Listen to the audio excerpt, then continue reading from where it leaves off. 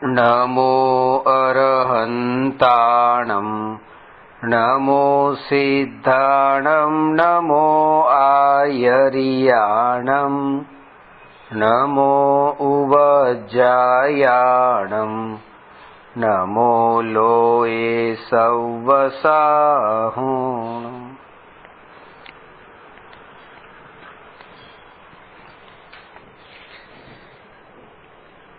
गुणस्थान विवेचन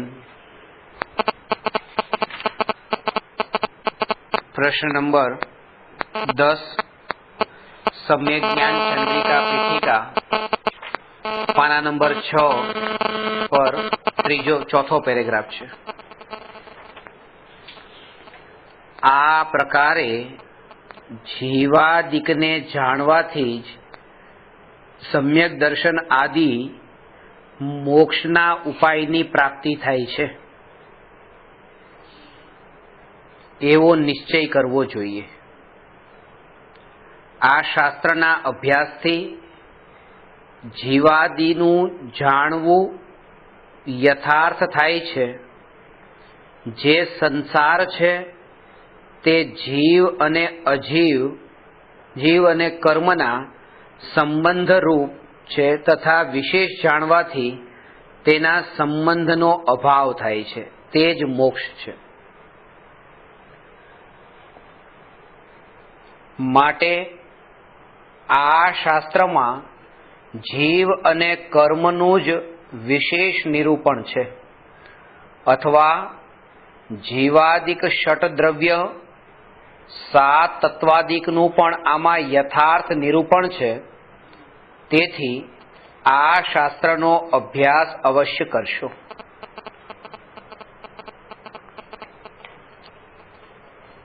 तत्वार्थ सूत्र में जे प्रकारे सम्यक दर्शननी परिभाषा समजावी छे के तत्वार्थ श्रद्धानम सम्यक दर्शनम अने अमृतचंद्र आचार्यनी समयसारना कळशनी परिभाषाना अनुसार के अमारे 9 तत्वनी परिपाटी में पड़वू नथी, एक आत्मा ज अमने उपलब्ध थाव। तो ए जे आध्यात्मिक कथन छे जे अमृतचंद्र आचार्यनु कथन छे अने उमा स्वामीनु जे कथन छे ए सैद्धांतिक कथन छे अने सिद्धांत ग्रंथोना कथन अने आध्यात्मिक ग्रंथोना कथननी जे पद्धति छे ए जुदी जुदी छे अने ए कथन पद्धतिने जो आपणे न ओळखीए तो आवो विरोध उभो थाय के एक बाजू तो आत्माना राग द्वेष को छो ने एक बाजू आत्माने राग द्वेषथी रहित को छो, तो ए केम? तो एनु आया समाधान करे छे। तो पहला तो 7 तत्वोने जाणवाथी सम्यक दर्शन आदि मोक्षना उपायनी प्राप्ति थाय छे। सम्यक दर्शन आदि એટલે सम्यक दर्शन ज्ञान चारित्र जे मोक्षनो मार्ग छे एवो निश्चय करवो जोईए।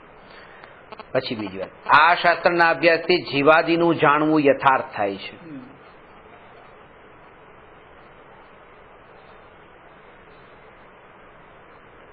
अने हवे जे संसार अने मोक्षनी परिभाषा पण अहींया बतावी।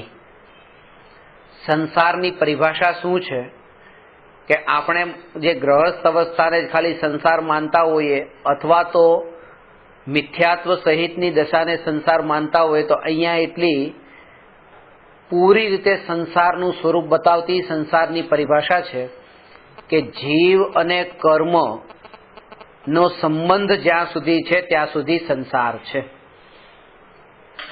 आत्मा अने शरीर वच्चे एक क्षेत्रावगा संबंध छे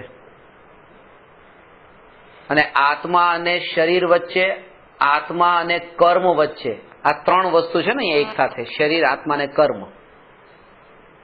हवे आत्मा ने कर्म थी छूटो पाडवो छे तो ए छूटो पाडवा माटे जे तपश्चर्यादि करीने जे आ कर्म थी आत्मा ने मुक्त करवा मांगे छे तो ए तो शरीरनी क्रिया थई। हवे अहींया कर्म नो नाश करवा माटे आत्मामां पुरुषार्थ करवानो हतो, आपणे भूल करी शरीरनी क्रियामां। तो के करवू के नहीं? तो के जेवी रीते दूध ने पाणी मळेला छे अने पाणी ने बाळवू छे, जेम आत्मा ने कर्म अत्यारे बंने मळेला छे ने कर्म ने नाश करवा छे ने आत्मा एक टकीने रहे तो दूध ने गरम करवू पड़शे, दूध ने तपाववू पड़शे। પણ દૂધ આમ નામ ક્યારેય નહીં તપે. એને કોઈ પાત્રમાં રાખીને પેલા પાત્રને તપાવવું પડશે.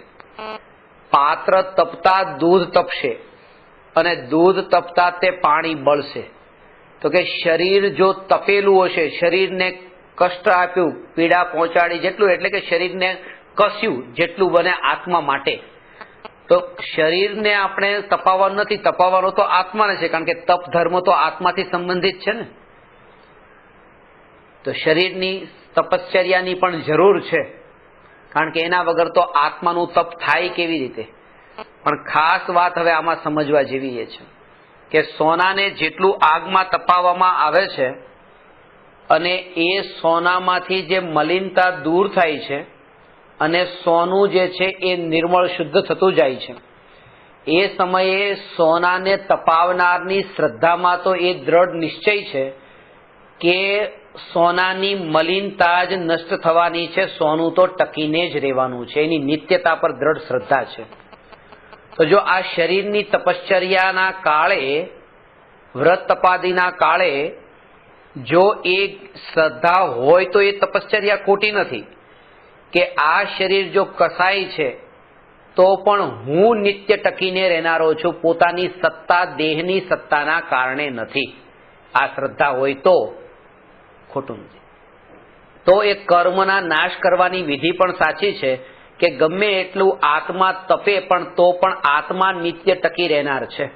એટલે જે રીતે કે મુનિરાજો જે સાધના કરે, તપશ્ચર્યા કરે છે અને એમાં જે ધગધગતા બપોરે વાત કરી તડકાના અંદર 2 વાગે પણ એવી રીતે ઉનાળાના દિવસમાં ધગધગતા પથ્થર પર નગ્ન અવસ્થામાં એવી રીતે બેસીને આત્માનું ધ્યાન કરે છે, પણ ત્યાં એ શરીરને કસવાનો ભાવ નથી, જે ભાવ આપણે જેને કાયક્લેશ માનીએ છીએ એ રીતે.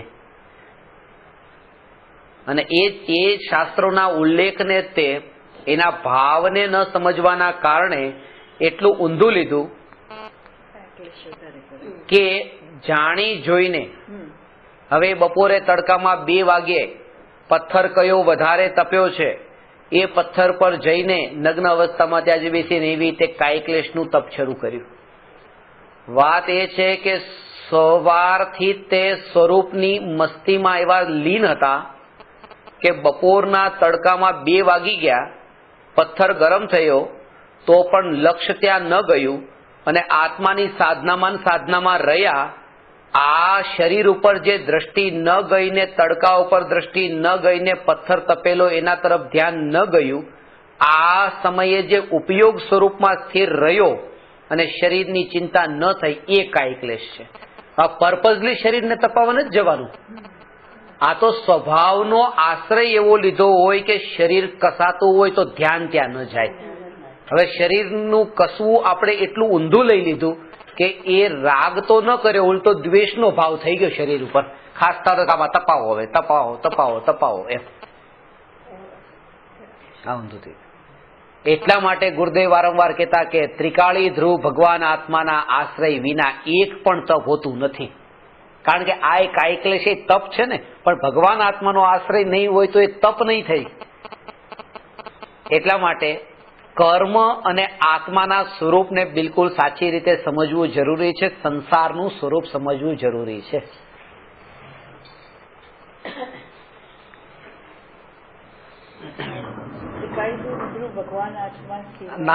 ભગવાન આત્માના આશ્રય વિના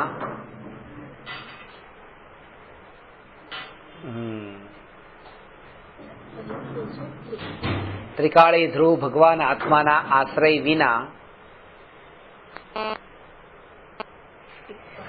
એક પણ તપ સંભવ નથી.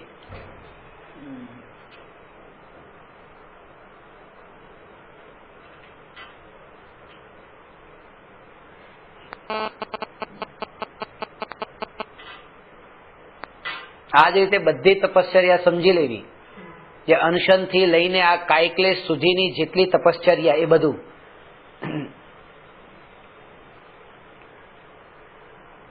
જે લોકો આજની તારીખમાં જે વર્ષી તપ કરે છે ને, એ વર્ષી તપમાં જેટલું ઘોર પાપ બંધાય એટલું બીજા તપમાં નથી બંધાતું.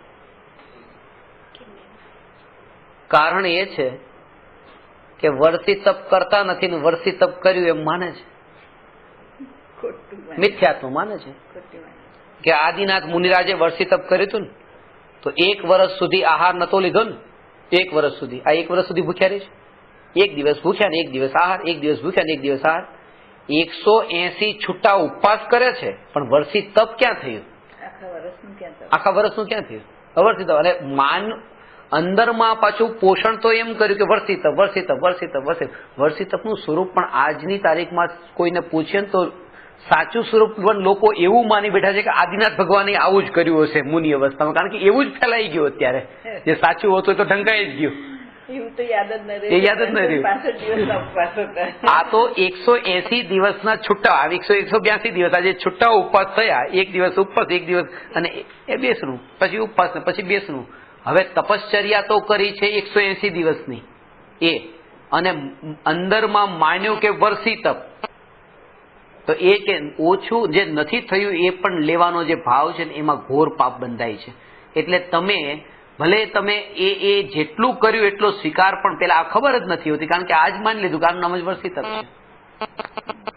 એટલે કે એ તો પોતાના સ્વરૂપમાં એવા સ્થિર હતા ને સ્વરૂપનો આશ્રય એવો હતો કે જેના કારણે થઈને અંતરની ધારા એવા પ્રકારે રહેતી. એક સાઈ છે કે જે સાઈથી ભરેલો ખડીયો, એમાં આંગળી ડુબાડી, અને આંગળી ડુબાડીને મેં હવે અહીંથી એક લાઈન કરી. તો લાઈન કરતા એ જે શરૂઆતની જે લાઈન અહીંયા હશે એ ઘાટી હશે, ધીરે ધીરે ધીરે ધીરે આછી થતી ગઈ, લાઈટ થતી ગઈ. અને હવે જે લાઈટ થતી ગઈ હવે તો લાઈન જ નથી થતી, આ લાઈન જ નથી થતી.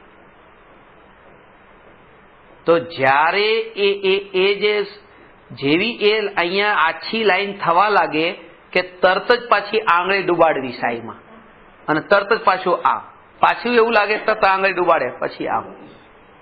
જ્ઞાનીની સ્થિતિ એ છે કે જેટલી તમે આવવાનું કે અત્યારે અહીંથી ઉભા થયા, હવે તમે જ્યાં જશો ત્યાં એ કામ કરશો, તો આ અત્યારે જે ચિંતન ચાલે છે આ જ્ઞાયકના અંદર આંગળી ડુબાડી, આ કલાક ડુબાડી, હવે થોડા સમય સુધી તો એ ધારા રહી પણ પછી ભૂલાઈ ગયું. એ પાછી ડુબાડવી આંગળી, પાછી એ ધારા રહેશે.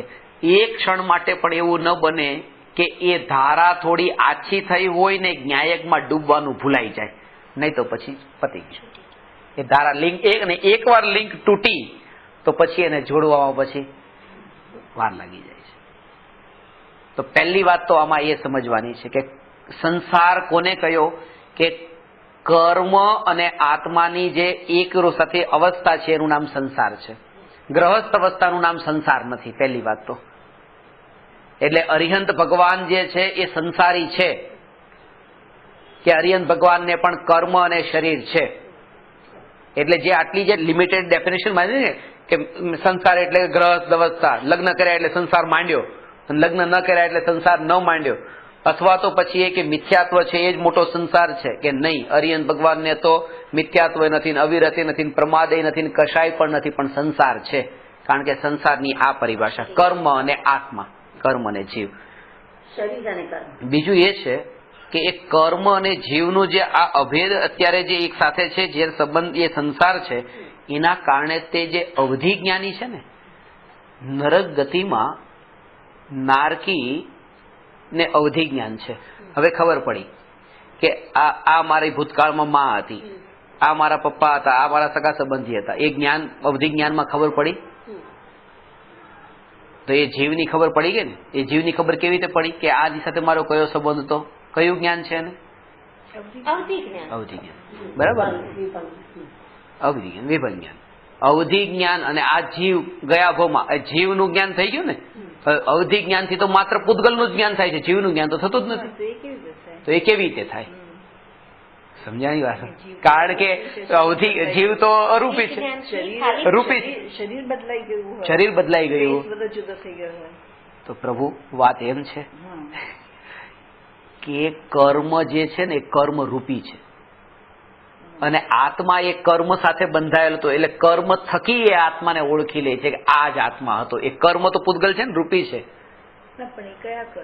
એ આત્મા સાથે બંધાયેલા જ તે. હા, સીધી વાત છે. દ્રવ્ય કર્મ એની વાત નથી. એટલે આ શરીરમાં રહેલા કર્મો કે આ શરીરમાં કહું તમને કહું શરીરમાં કર્મ રહે છે. શરીર એટલે સાથે જોડાયેલા આવે, ભાષા એવી બોલાય. આત્માના જ કર્મ, પેલી આત્મા. હવે આત્મા સાથે રહેલા કર્મ, કારણ કે શરીરની સાથે કહીએ તો શરીર તો બે જુદા જુદા થઈ ગયા. આત્મા કહીશું તો કર્મ પણ એના એ જ રહેશે એમ. એટલા માટે શરીરના તો ભેદ પડશે, આત્માના ભેદ નથી પડતા. એટલા માટે એ કર્મ જે કેરી ફોરવર્ડ થયું છે, તો ભૂતકાળમાં જે આની સાથેનો આવા પ્રકારનો સાતા વેદનીનો ઉદય, તો એ કર્મને જાણીને અવધિ જ્ઞાનથી એ નક્કી કરી લે છે કે આ જ આ જીવ હતો. એ ડિફિકલ્ટ નથી. આ સમજવું તમને ડિફિકલ્ટ લાગતું હશે, પેલું ડિફિકલ્ટ નથી.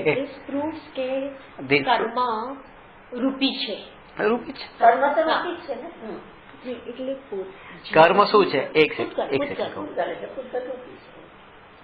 કર્મ કારમાણ વર્ગણાથી થાય છે ને, કારમાણ વર્ગના એટલે સંસારી છે એનું કારણ શરીર અને કર્મ છે કે આત્મા અને કર્મ? તમે જે બોલ્યા ને, અર્જુન ભગવાન સંસારી છે કારણ કે શરીર અને કર્મ. કર્મ અને આત્મા સાથેનું જે સ્થિતિ એનું નામ સંસાર, અને આત્મા અને કર્મની સ્થિતિ એ સંસાર. અને બીજી ડેફિનેશન શું કીધી? આત્મા અને શરીર નું એક સાથે હોવું સંસાર. બંને પરિભાષા સત્ય છે, પણ બંને પરિભાષા પાછળનું પ્રયોજન અલગ અલગ છે. કે આત્મા અને કર્મ, આ શરીર પણ મળ્યું છે તો કોના ઉદયથી? કર્મના જ ઉદયથી ને. એટલે ખરેખર જો કર્મનો ઉદય હશે તો શરીર તો હશે જ તે. તો આ ન કીધું તોય ચાલે જ ને, એ કહેવાની જરૂર નથી. ખાલી એટલું જ કહેવું હતું કે આત્મા અને કર્મ, જીવ અને કર્મ સહિતની અવસ્થા એનું નામ સંસાર. પણ એ જીવ અને કર્મ જે છે ને, એ કર્મ સહિતની અવસ્થા એ આપણને આમાંથી બેમાંથી કઈ નથી દેખાતું. ન તો જીવ દેખાય છે, ન કર્મ દેખાય છે. તો સંસારીને શોધવા હોય તો શોધી જ નહીં શકે, એટલે શરીર થકી શોધાશે. એટલે આ ડેફિનેશન બતાવી. આ સૂક્ષ્મ પરિભાષા છે, આ સ્થૂળ પરિભાષા છે. સ્થૂળ પરિભાષા સમજવા માટે છે, સૂક્ષ્મ પરિભાષા વસ્તુનું સ્વરૂપ છે, માનવા માટે છે. હવે જો કહું આમાં હવે જે જો આવે છે કે સંસાર કોને કીધો? જીવ. અને જે સંસાર છે તે જીવ અને કર્મના સંબંધ રૂપ છે. કયો સંબંધ છે? જીવ અને કર્મનો સંબંધ. નામ શું શબ્દ કીધું? જીવ અને કર્મ વચ્ચેનો સંબંધ, એ બે વચ્ચેનો એક સંબંધ છે જેનું પર્ટિક્યુલર નામ છે. તમને ખબર છે? તમે કહેશો આ તો ખબર હતું. એક ક્ષેત્રાવકાશ સંબંધ છે. એક ક્ષેત્રાવકાશ સંબંધ છે શરીર અને આત્મા વચ્ચે.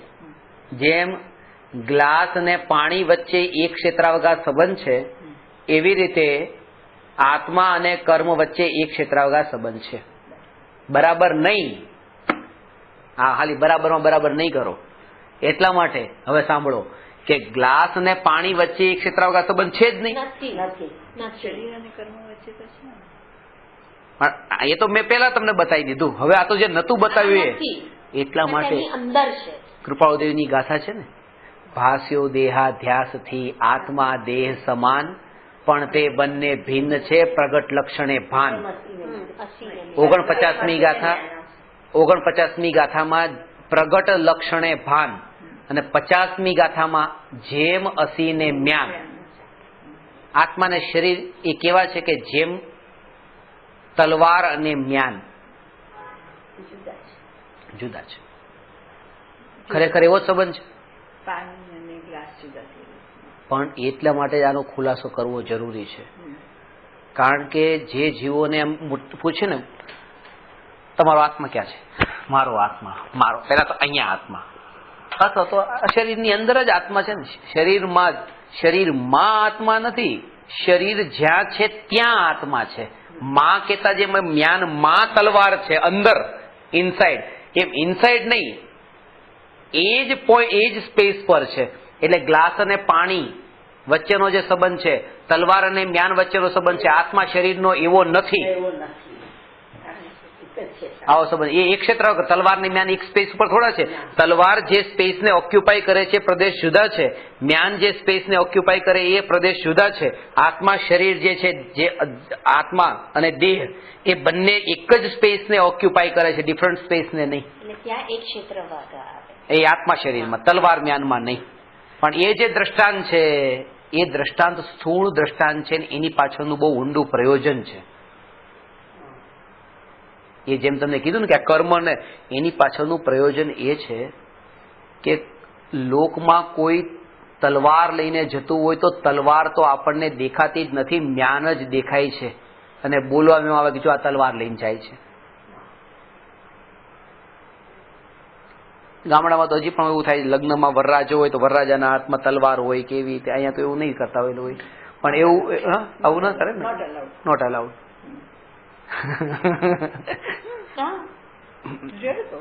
એટલે ગામડામાં આવું કરતા હતા પેલા, અત્યારે કોઈ કોઈ લગ્નના ટાઈમે કરે. પણ એ તલવાર જયારે કોઈ લઈને જતો હોય તો કે એ તલવાર તો દેખાણી જ નથી, દેખાણું તો મ્યાન છે. એવી રીતે જો જીવ મરે નહીં, જો જીવ મરે નહીં, જો જીવ તો દેખાણો જ નથી, શરીર દેખાણું છે. એટલા માટે શરીરને ઉપમા આપી મ્યાનની અને આત્માને ઉપમા આપી તલવારની. દેખાશે મ્યાન, કેવાશે તલવાર. એટલે આ રીતે દેખાણું શરીર અને કહેવાય છે જો કીડી જીવ છે, મકોડા જીવ છે. જીવ તો કોઈ દિવસ ન દેખાય. ઘીના ઘડાની માફક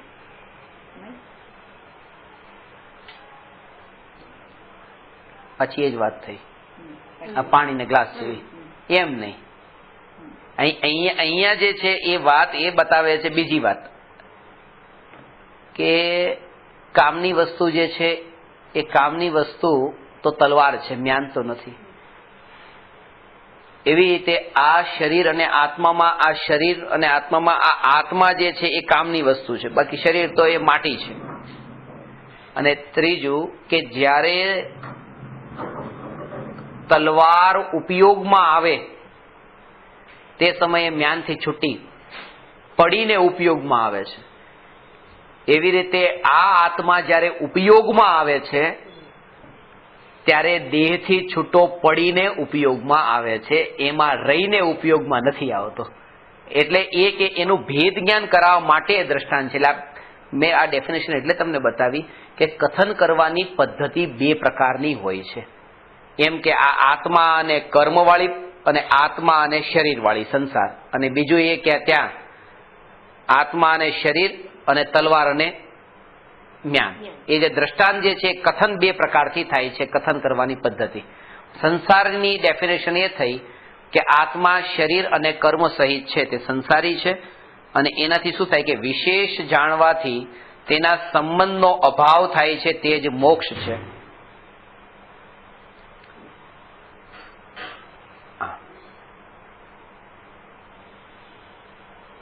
માટે આ શાસ્ત્રમાં મોક્ષની જે પરિભાષા બતાવી એ પછી ત્યાં કૃપાળુદેવની પરિભાષા અહીંયા નથી લેવાની કે મોક્ષ કયો નિજ શુદ્ધતા.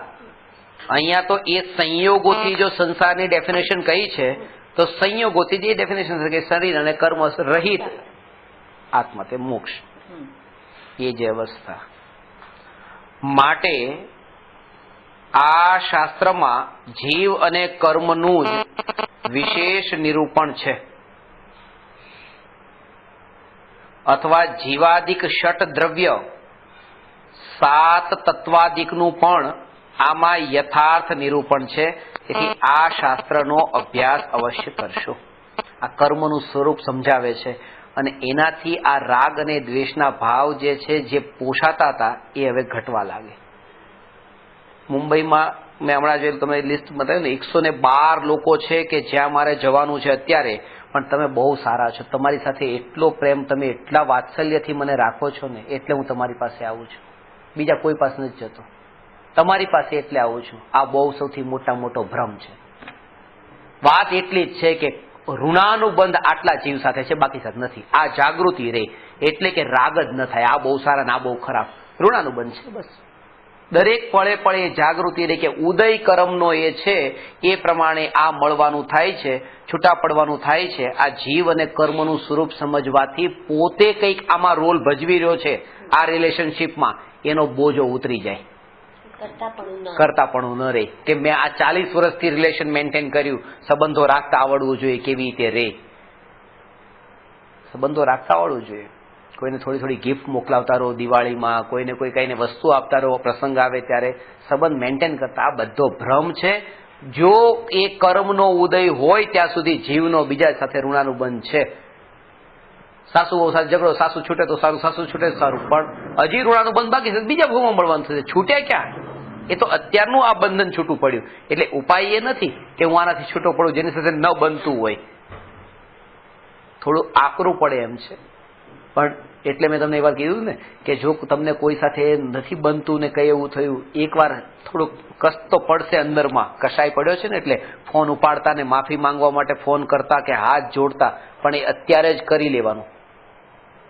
માફી માંગીને છૂટી જવું અત્યારે ઉત્તમ છે, કારણ કે અત્યારે આ તત્વનો સંસ્કાર પણ છે કે સામેથી માનો અનાદર પણ થાય તો એ સહજ રૂપે સ્વીકાર કરવાની તાકાત છે. અત્યારે દવા સાથે છે એટલા માટે એટલી તકલીફ નહીં પડે, પણ ફિઝિકલી અત્યારે છૂટા પડી જવું એ છૂટવાનો ઉપાય નથી. ક્યારેક તો મળવાનું થશે. એ કર્મની થિયરી આપણે સમજવાથી એ બોજો ઉતરી જાય કે કોઈ સારું નથી ને કોઈ ખરાબ નથી. ઉદય અનુસારે ઋણાનુબંધ, અને એ તો શાસ્ત્રોમાં જે 66 ભવના કિસ્સાઓ જે આવે છે, 24 તીર્થંકરના પુરાણમાં જે પારસનાથ ભગવાનનો કમઠ સાથેનો કિસ્સો આવે છે, તો આ તો ભવના જે બધા પ્રસંગો બતાવે કે છૂટા જ પડવું છે, મોઢું નથી જોવું, એકબીજાને દેખવા નથી, પણ તોય મળવાનું થાય છે. કારણ કે ઉપાય છે જ નહીં. ન મળવું એ ન મળવાનો ઉપાય નથી. મળીને ક્ષમા માંગી લેવી એ ન મળવાનો ઉપાય છે. એ ઉપાય છે, પણ એ આકરો ઉપાય લાગશે જો અહંકાર અંદર પડેલું પડ્યું હશે તો. એટલે હું તમને ઘણી વાર કહું કે સર્વન્ટ પાસે તમારે ક્ષમા માંગવી હોય, કઈ પણ તમારે ગુસ્સો થઈ ગયો હોય તો માફી માંગી લો. માફી છે ને એને કામના પૈસા આપી ને હવે આવી રીતે કામ ન કરતો ગુસ્સો કર્યો કે નહીં, હજી માંગી લો. કારણ કે આ તો આ એક પ્રકારનો રોલ એક્ટિંગ કરી રહી છે, એ રોલમાં છે, આપણે આ રોલમાં છીએ. પણ ક્યારે કયા ઉદય આવે ને પાછા કેવા પ્રકારે કયા જીવની સાથે કેવા પ્રકારના અંદર સંસાર વધે ભવિષ્યનો.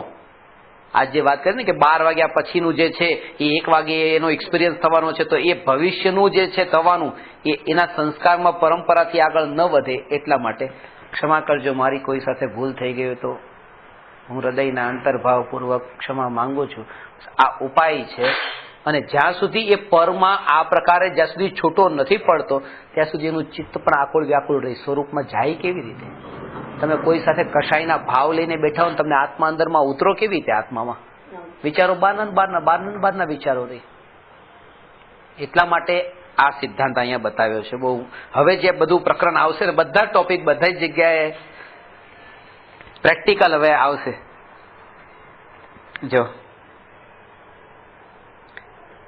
આ શાસ્ત્રમાં જીવ અને કર્મનું જ વિશેષ નિરૂપણ છે. આ વિશેષ નિરૂપણ એટલે શું? આ જે તમને કીધું ને કે કર્મનો જીવ સાથે શું સંબંધ છે, કર્મની કેવા પ્રકારની અવસ્થાઓ હોય છે, કરેલા કર્મ હોય તો પણ જીવે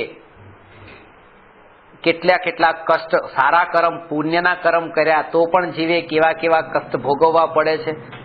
તો એ બધું કેમ આવું થાય છે? એ બધી કર્મની અવસ્થાઓનું વિશેષ નિરૂપણ જો સમજાવવું હોય તો આ વાત સમજાય. તીર્થંકરના જન્મ પહેલા કેટલા મહિના? 15 મહિના રત્નોનો વરસાદ. કેટલા કરોડ? 3.5 કરોડ. 3.5 કરોડ રત્નોનો વરસાદ. સવારે, બપોરે, સાંજે, રાત્રે 14 કરોડ રત્ન એવરી ડે. અને આવી રીતે 15 મહિના સુધી રોજ દેવો થકી ત્યાં રાજ્યમાં રત્નોની વર્ષા થાય છે. જન્મ તો થયો નથી, ગર્ભમાં હજી આવ્યા નથી. ગર્ભમાં આવ્યાના પણ 6 મહિના પહેલા, ટોટલ 15 મહિના. આવું જોરદાર પુણ્ય કે જેમના આવ્યા પહેલા અહીંયા આવો રત્નોનો વરસાદ શરૂ થયો, એ દેવો આવીને આ કામ કરે. એમ દેવો ક્યાં જતા રહ્યા હતા જ્યારે ઋષભદેવ મુનિરાજને એક ટાઈમની રોટલી જોતી ત્યારે? બસ તો આમાં પોતાનો વિકલ્પ ક્યાંય નથી. ઉદય હોય ને એ વિકલ્પનો ભ્રમ પોતાના ઉપર, પણ મિથ્યાત્વની ભૂમિકામાં આજે હજુ પણ પાપના કાર્યોમાં પ્રવર્તવાના ભાવ આવતા હોય ને તો એનું કારણ પણ એ કે આ પાપના ભાવથી જ આ બધું થઈ રહ્યું છે. આના વગર કેમ ચાલે? એટલે જો હું વિકલ્પ ન કરું તો ઓફિસ કેમ ચાલે, કમાણી કેમ થાય, આ બધું ન કરીએ તો કમાણી કેમ થાય, એ માન્યતામાં પડ્યું છે એટલે એ કામ છૂટતું નથી. કારણ કે જો એમ છે કે ઉદય અનુસાર મળવાનું એ મળે તો ઠીક છે, તો પછી આ વિકલ્પ કરવાની જરૂર નથી. જો ઉદયમાં હશે તો હું મારા સ્વરૂપનું આશ્રય લઉં, મારું આત્મકલ્યાણ કરું. પણ એ કેમ નથી થતું? કારણ કે ઊંડે ઊંડે ક્યાંક છે કે આ બધામાં પણ મારો કંઈક હું રોલ મોડલ છું, એ ક્યાંક ને ક્યાંક હું આમાં છું, એ કર્તૃત્વ એમાંથી છૂટતું નથી.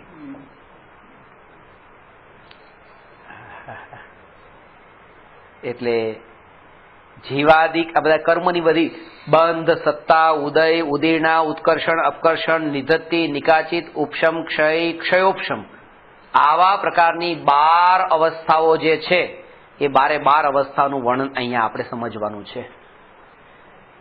અરે તમે આ જયારે સાંભળશો ને તમને એમ લાગશે આ વિષય આવો, પણ આ નાક આવું કેમ છે ને આંખ આવી કેમ છે ને કાન તમારા અલગ ને તમારા આવા ને તમારા આવા, કયા કામ કર્યા હતા કે કોના કાનમાં તમે સળી કરવા ગયા હતા તમારા કાન આવા થયા છે, કે કંઈક ને કંઈક કારણ છે. અને એ બધા ઉદયો જે કર્મ સિદ્ધાંતનું વર્ણન કર્યું છે ને સમજશું કે કયા કયા ભાવથી કોને આ રીતે કર્યું, એના ફળમાં આ મળ્યું, એના ફળમાં આ મળ્યું. છેલ્લે તો એ જ સમજવાનું છે કે આ બધું ઉદય છે અને ઉદયથી જુદું મારું સ્વરૂપ છે. પણ એ પણ સમજાવવું હોય તો અત્યારે જે તીવ્ર કષાયોના ભાવ હોય ને તો ત્યારથી પણ જીવ પાછો વળે. આ ભાવોનું ફળ ભોગવવાનું, મળવાનું ફળ તો મળવાનું, ભલે અત્યારે હું બચી જતો હોઉં તો પણ. એટલા માટે પીડા તો આવવાની, શરીરની પીડા આવવાની. એટલે અને એના કારણે તેના બળ પર જ તે શરીરની પીડા આવવાની, અને પીડા શરીરમાં એકત્વ છે એટલે પીડાથી દુઃખ પણ છે. પછી એકત્વનો ભાવ છે. મને એક બેન વારંવાર મારા સ્ટુડન્ટ સલાહ આપે, બધા સાથે તમારે બગાડવું હોય તો બગાડવું, ડોક્ટર સાથે ક્યારેય નહીં બગાડતા હો. ડોક્ટરો સાથે ક્યારેય નહીં બગાડવાનું. કારણ કે એમને બહુ શરીરની ઉંમર થઈ ગઈ છે એટલે દવા લેવી પડે છે બહુ, કે ડોક્ટર તો ન બગાડે. દરેક જીવ પોતાની સ્થિતિ જે કઈ પણ સ્ટેટમેન્ટ આપે છે એમાં પોતાની સ્થિતિ જ બતાવે છે કે મને કેટલી આસક્તિ દેહની છે. એમ જ્ઞાની તો શું ડોક્ટર સાથે બગાડે? ન બગાડે. જ્ઞાની પણ ન બગાડે. પણ જ્ઞાનીને ડોક્ટરમાં કોઈ સ્પેશિયાલિટી ન લાગે. પ્રત્યેક જીવમાં વાત્સલ્ય હોય, કોઈ સાથે નથી બગાડવાનું, એ ભાવ હોય. પણ અહીંયા ડોક્ટરમાં જે સ્પેશિયલ ભાવ આવે છે ને એ ભાવ જ્ઞાની નથી.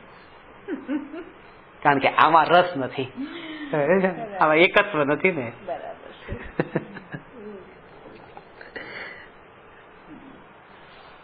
એનું કારણ છે કે આનાથી મારું અસ્તિત્વ નથી. આ મૂળમાં ભૂલ ત્યાં થાય છે. આ છે તો શરીર કામ કરે તો બધું થશે. અરે ખોટી વાત છે. એવું લાગે છે. હા બરાબર છે, બરાબર. બહુ સાચી વાત છે. લાગે છે આવું જ લાગે છે. આપણી માન્યતા એવી દ્રઢ આવું જ લાગે કે શરીર છે તો હું છું. શરીર છે તો એના વગર કરીએ છીએ ને માન્યતા જુદી છે. બરાબર છે. વાત જે કરીએ છીએ એ જ્ઞાનીએ કહેલી કરીએ છીએ, અને માન્યતા અનાદિથી પોતાનો ગાઢ સંસ્કાર છે. પણ એ સંસ્કાર ટળી શકે આ તત્વના વિચારના બળે. અને એ આ શરીર છે તો કામ થશે, નહીં તો કામ નહીં થાય. હવે કામ તમારે શું કરવું છે? કે ચાલવાનું, બોલવાનું, ખાવાનું, પીવાનું, એ જ કામ ને. જ્ઞાની કે આ શરીર નહીં હોય તો એ કામ થશે, કારણ કે મારું કાર્ય જાણવાનું. હવે એ જાણવું જે છે એના માટે કોઈ જરૂર નથી, શરીરની જરૂર નથી. ઉંમર થાય ત્યારે તમને એમ લાગે ને કે ઇન્દ્રિયો હવે શિથિલ થઈ ગઈ, આંખ હવે નબળી પડી ગઈ, કાનેથી હવે સંભળાતું નથી, નબળું થઈ ગયો. એ ખરેખર ઇન્દ્રિયોની શિથિલતા નથી હોતી. હકીકતમાં ઇન્દ્રિયના વિષયોની આસક્તિ હોય છે. વાત સમજજો કે હવે માનો કે દેખાતું નથી, તમે કોઈને કમ્પ્લેન કરી દેખાતું નથી એટલે તમને દેખાતું નથી એમાં પ્રોબ્લેમ નથી, પણ એ પદાર્થ નથી દેખાતો જેની મને આસક્તિ પડી છે. એ આસક્તિને બતાવી રહ્યા છો. કારણ કે આંખેથી દેખાતું શું? પૂતગલ. અને એ પૂતગલ હવે નથી દેખાતું. આંખ ન કામ કરે તો પૂતગલ નથી દેખાતું, પણ હું જાણનાર છું એ ચિંતન તો થઈ શકે છે ને. પણ એને જાણવું નથી. જે જાણવું હતું એ નથી જણાતું, એટલે એમ લાગે છે કે હવે હું અશક્ત છું. અને જ્ઞાનીને પૂતગલમાં રસ નથી, અને ઇન્દ્રિયો પૂતગલને જાણવામાં નિમિત્ત બને છે. એટલે જ્ઞાનીને પોતાની નબળાઈ ક્યારેય લાગતી જ નથી. કારણ કે શરીર ભલે નબળું, પણ હું નબળો નથી. કારણ કે પરને જાણવાની અંદર ત્યાં એવી સુખ બુદ્ધિ નથી. પછી રુચિ નથી. તમે બે રુચિના પ્રકરણમાં આ વાત બહુ રુચિ સમજ્યા નથી, એટલા માટે રુચિની ડેફિનેશન. અથવા હવે બતાવે છે કે જીવાદિક ષટ દ્રવ્ય સાત તત્વાદિકનું પણ આમાં યથાર્થ નિરૂપણ છે. તેથી આ શાસ્ત્રનો અભ્યાસ અવશ્ય કરશો. એ યથાર્થ નિરૂપણ કહીને એ કહે છે કે આ કર્ણાનુયોગનું શાસ્ત્ર છે, પણ કર્ણાનુયોગમાં પણ જો આપણે એ રીતે તત્વ વિચાર કરીએ તો અધ્યાત્મને કાઢવાની, એમાંથી બહાર કાઢવાની કળા આપણામાં હોવી જોઈએ. હવે અહીં અનેક જીવ આ શાસ્ત્રના અભ્યાસમાં અરુચિ હોવાને લીધે વિપરીત વિચાર પ્રગટ કરે છે. જો જેને યાદ ન રહેતું હોય કે આ બધું હોય ને કે આ બધામાં પડવાનું નહીં, કે છેલ્લે તો આત્મા ઉપર જ આવવાનું છે ને. સમયસાર વાંચો. આ ક્યાં ક્લાસ ચાલુ કર્યો એ લોકો માટે હવે કહે છે. આ શાસ્ત્રના અભ્યાસમાં અરુચિ હોવાને લીધે વિપરીત વિચાર પ્રગટ કરે છે, તેમને સમજાવીએ છીએ. અનેક જીવ માત્ર પ્રથમાનુયોગ, ચરણાનુયોગ, દ્રવ્યાનુયોગનો જ પક્ષ કરી આ કર્ણાનુયોગ રૂપ શાસ્ત્રના અભ્યાસનો નિષેધ કરે છે. કારણ એ છે, કારણ કે જે બિલકુલ બહુ આમ પર્ટિક્યુલર હોય ને, પર્ટિક્યુલર એની સાથે પછી તમારે આમ કોઈ ફ્લેક્સિબલ હોય તો બરાબર છે. કે માનો કે હું તમને 12 વાગે મળવાનું, 12 વાગે 12:30 વાગે, ચલો ઠીક છે, ક્યારેક તમે મોડા આવે, ક્યારેક હું મોડો આવે તો ચાલે. પણ તમે આમ આ જ ટાઈમ હોય તો એ આપણને ન ગમે કે હવે શું થશે, શું આકુળતા થાય, રાહ જોતા છે. એટલે મને એવા વિદ્યાર્થીઓને જ મળવાનું, હું એને જ મળું કે જેને ખબર હોય કે ભાઈ હું ગાડી નથી, હું ટેક્સીથી આવું છું. ટેક્સી મને મળે ન મળે, ક્યારેક વહેલી મળે મોડી મળે, હું એને મળું. કર્ણાનુયોગ જે છે ને એ બિલકુલ જ તે આમ ફિક્સ કથન કરે છે. દ્રવ્યાનુયોગનું કથન એવું નથી. એટલે કર્ણાનુયોગ જે છે કે 100 માંથી 100 આવે તો તમે પાસ. દ્રવ્યાનુયોગ કે છે 100 માંથી 35 આવે તો પાસ. આ બે કથનમાં અંતર આ છે. શું એનો અર્થ? દ્રવ્યાનુયોગનું કથન એ છે કે ચોથા ગુણસ્થાનમાં પહોંચ્યા તો મોક્ષ થઈ ગયો. આ દ્રવ્યાનુયોગમાં કહે છે. કર્ણાનુયોગ કહે છે કે જ્યાં સુધી એક પ્રકૃતિ કર્મની આત્મા સાથે બંધાયેલ ત્યાં સુધી મોક્ષ નથી. 14મા ગુણસ્થાન પછી મોક્ષ છે. 100 માંથી 100 તો મોક્ષ એ કર્ણાનુયોગ, અને 100 માંથી 35 એટલે 14 ના પછી તમે 35% કરો તો ચોથું ગુણસ્થાન આવે. એટલે એ ટાઈપનો જેમ આ સ્કૂલમાં હોય ને કે 100 માંથી 35 કે 33 કે એટલે પાસ લાવો બસ તમે પાસ થઈ ગયા. આ દ્રવ્યાનુયોગનું કથન એટલે આપણને ગમે છે કે ચલો આટલી છૂટછાટ તો આપે છે.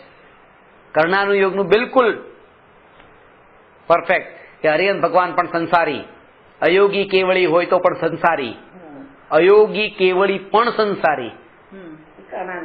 કર્ણાનુયોગ કે છે. બરાબર કીધું? આ અયોગી કેવળી સંસારી નહીં ને?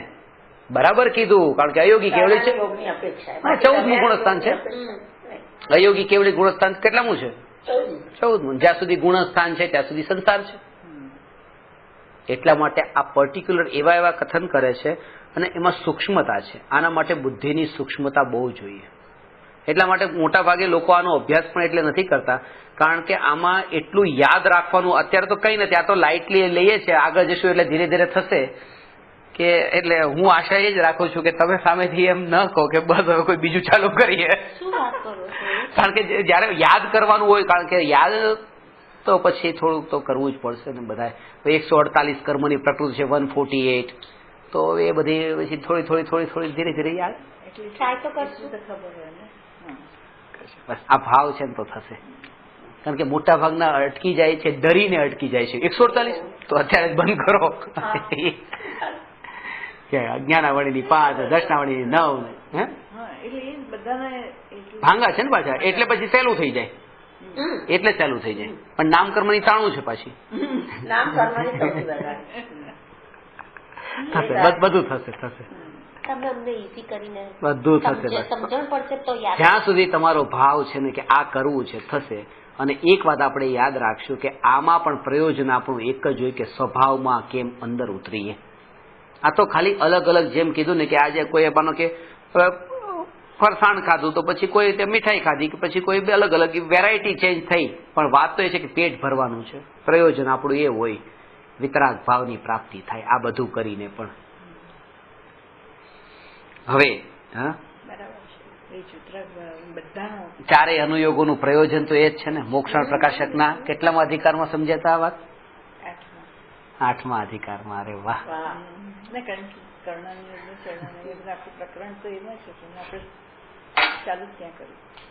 સાચી વાત છે. પ્રશ્ન નંબર 11 છે. 5 મિનિટ લઈ લો. તેમાંથી પ્રથમાનુયોગનો પક્ષપાતી કહે છે કે વર્તમાનમાં જીવોની બુદ્ધિ બહુ જ મંદ છે. તેઓને આવા સૂક્ષ્મ વ્યાખ્યાનરૂપ શાસ્ત્રમાં કાંઈ સમજમાં આવતું નથી. માટે તીર્થંકરાદિની કથાનો ઉપદેશ અપાય તો સારી રીતે સમજી લે અને સમજીને પાપથી ડરીને ધર્માનુરાગી થાય. માટે પ્રથમાનુયોગનો ઉપદેશ કાર્યકારી છે. એ પ્રશ્ન એને પૂછ્યો છે કે બુદ્ધિ જીવોમાં નથી આ કાળમાં.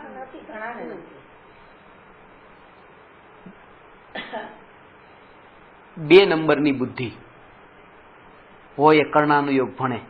વાત યાદ છે? 2 નંબરની બુદ્ધિ જેની પાસે હોય, આપણે વાત આવી હતી કે ભાઈ એક વ્યક્તિ પાસે 1 લાખ રૂપિયાની મૂડી છે ને 1 લાખ રૂપિયાની મૂડી હતી અને 1 લાખ રૂપિયાનો શોપીસ લઈ આવ્યો, ઘરમાં મૂકી દીધો અને પછી હવે કાલે સવારે શાકભાજીના પૈસા નથી, હવે કરવું શું? તો કે એ શોપીસ 1 લાખનો એના માટે નથી. જેની પાસે 2 નંબરના ઘણા હોય તો કે ભલે કરે, પણ પેલા તો ખાવાનું તો કરે ને પેલા. તો એ જ કે જેની પાસે બહુ એક્સ્ટ્રા 2 નંબરનો કહેવાનો કાળો નહીં, એને એક્સ્ટ્રા એટલું પડેલું હોય, ક્ષયોપક્ષમ જ્ઞાન એટલું હોય, કાળ એટલો હોય તો ભણે કર્ણાનું યોગ. એટલે એમ કે 2 નંબરની બુદ્ધિ જેની પાસે હોય એ ભણે. ત્યારે પછી પપ્પાનું આ વાક્ય યાદ આવ્યું. શું કહેતા કે કોની પાસે 2 નંબરની નથી, કે બધા પાસે છે, બધાની પાસે છે, ખાલી વાપરે છે ઊંધી જગ્યાએ. આ ભણવાનું આવે ત્યાં પછી અઘરું લાગે છે, પણ મલક આખાની પંચાયત પેલાના બાપા કોણ હતા એનું નામ શું હતું ને અહીંથી બધાની સમાજમાં યાદ કરો બાપાના નામ ને બધું આખું એટલું કનેક્શન બધાનું જોડતા આવડતું હોય અને અહીંયા કર્મની પ્રકૃતિના કનેક્શન જોડવાના આવે ત્યારે એમ લાગે અઘરું છે. ખરેખર રુચિ ત્યાં સંસારની છે ને અહીંની રુચિ નથી. રુચિ જો તમને છે ને એટલા બળ પર તમને કહું છું કે આ બધા ભેદો તમે ભણશો, કારણ કે રુચિ છે. અઘરું નથી આમાં કઈ. રુચિ થતા તે સરળ થઈ જશે.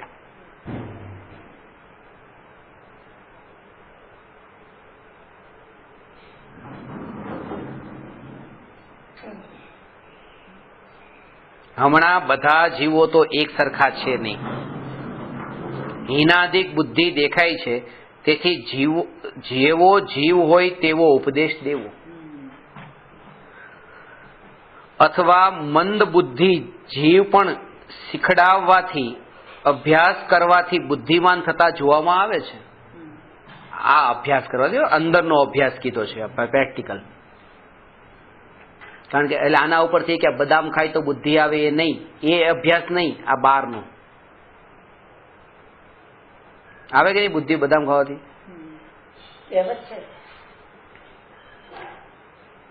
જે બદામ ખાવાથી આપણને આટલી બુદ્ધિ આવતી હોય તો બદામને કેટલી બુદ્ધિ હોય? પણ બદામનું જે ઝાડ, બદામમાં એકેન્દ્રિય જીવ છે, સૌથી ઓછામાં ઓછું જ્ઞાન. બદામ એટલે એકેન્દ્રિય જીવ અને આપણે પંચેન્દ્રિય. એકેન્દ્રિયના કારણે પંચેન્દ્રિયમાં બુદ્ધિ આવે. વાત એ છે કે આપણે એ બદામથી બુદ્ધિ માની એટલે જો એનાથી બુદ્ધિ આવતી તો ધનવાનની પાસે તો બદામના પડેલા જ છે, બધી જગ્યાએ મૂકેલા, ઢગલો જ પડેલો છે, ખાઈ રાખે ને છોકરા બુદ્ધિશાળી થાય. પણ એવો બધા નથી થતા ને, કારણ કે બુદ્ધિને ને બહારના સંયોગને સંબંધ નથી. એટલે કે અંદરનો પુરુષાર્થ જોઈએ, બહારનો નહીં. બુદ્ધિ વધારવા માટે આ એક્સરસાઇઝ કરો ને આમ કરો ને તેમ કરો ને કાંઈ નહીં. માટે જે બુદ્ધિમાન છે તેઓને તો આ ગ્રંથ કાર્યકારી છે જ, અને જે મંદ બુદ્ધિ છે તે વિશેષ બુદ્ધિવાળાઓ દ્વારા સામાન્ય વિશેષ રૂપ ગુણસ્થાનાદિકનું સ્વરૂપ શીખીને આ શાસ્ત્રના અભ્યાસમાં પ્રવર્તન કરે. સમજાયો અર્થ? એટલે બસ જેને જે પ્રકારે જેટલી વિશેષ બુદ્ધિવાળાઓ દ્વારા આ કથન, વિશેષ બુદ્ધિ એટલે કે ટોડરમલજીએ જેમ કીધું ને કે અહીંયા માનો કે હું પણ ન આવું ને તમે આટલા બેઠા હો તો એમાં પણ માનો કોઈને વિશેષ જ્ઞાન હોય ને એ ગઈ વખતે તમને ન સમજાય એનો ખુલાસો કરતું હોય તો એ ખોટું નથી. જેટલું બને એટલું અવસર મળે તો પોતાનાથી વિશેષ કોઈ પાસે જ્ઞાન હોય તો એ લેવું. એટલા માટે કે સામાન્ય વિશેષ રૂપ ગુણસ્થાન સ્વરૂપ એને શીખી લેવું અને એ અભ્યાસમાં પ્રવર્તવું. એનાથી પણ ગુણસ્થાનને સમજવાથી શું લાભ થશે? આ સ્વરૂપ એટલું સૂક્ષ્મ છે પણ એટલું તમે અહીંયા નિરાશ ન થવું કે આ સ્વરૂપ તમને નહીં સમજાય. ખાસ વાત આજના ઉપરથી સાર એ કે રુચિ હશે તો આ બધું જ સમજાઈ જશે.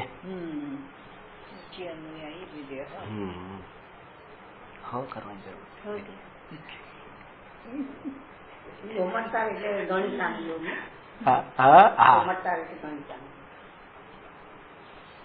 ડોક્ટર જે ઓપરેશન કરે છે, હવે ઓપરેશન કરવા માટે જે વાળથી પણ પાતળી એવી જે નસો છે એને કરીને છૂટી પાડીને કેટલું એક એકનું, હવે આ બુદ્ધિ વગર કેવી, આ બુદ્ધિ તો હતી પણ વપરાણી હતી એ માર્ગે. ક્ષયોપશમ નથી એમ નહીં, ક્ષયોપશમ તો છે પણ અપ્રયોજનભૂતમાં વપરાય છે એના માટે એ જ પ્રયોજનભૂત લાગે છે. આ વાત છૂટી જાય છે. હવે આગળ કહે છે કે મંદ બુદ્ધિ વાળા જીવ છે એને આ બધું અઘરું લાગે તો એમાં શરૂઆતમાં એને પ્રવેશ કરવો હોય તો કેવી રીતે પ્રવેશ કરવો એનો પ્રશ્ન પૂછીને કહેશે ચિંતા નહીં કરો, ડરતા નહીં, ડરો નહીં, ત્યાંથી જ ઉત્તર આપશે. ચર્ચા કરશું 12મા પ્રશ્નથી.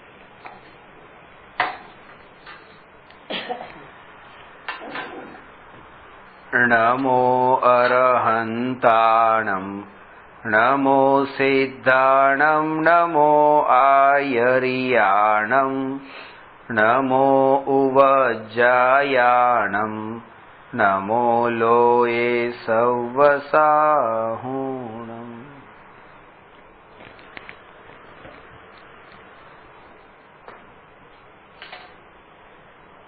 મન બુદ્ધિ નહીં પણ જુદો જુદો